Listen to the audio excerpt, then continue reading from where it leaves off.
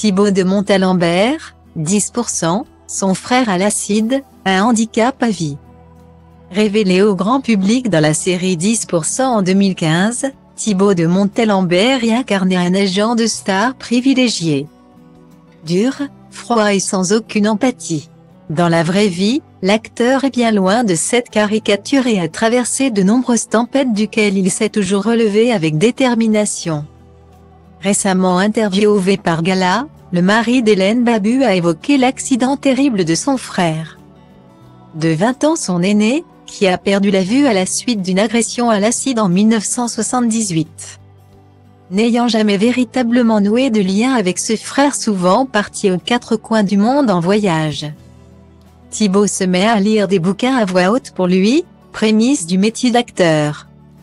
Interviewé par les journalistes de Paris Match il y a quelques années, il avait raconté comment il s'était énormément rapproché de son frère à la suite de ce drame. Je le connaissais à peine quand il est revenu s'installer à Paris après son accident.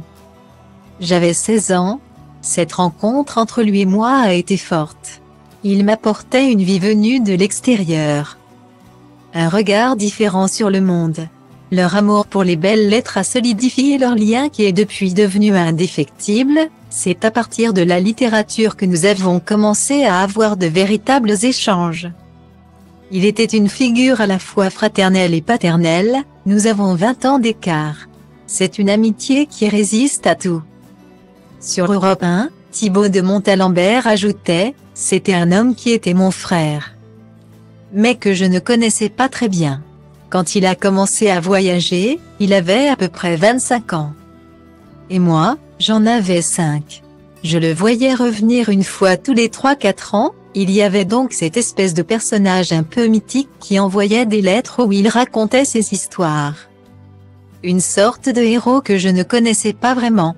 Inséparables depuis, c'est grâce aux lectures que les deux hommes se sont rapprochés pour ne plus jamais se quitter, c'est à travers la lecture qu'on a commencé à se connaître et à devenir les meilleurs amis du monde.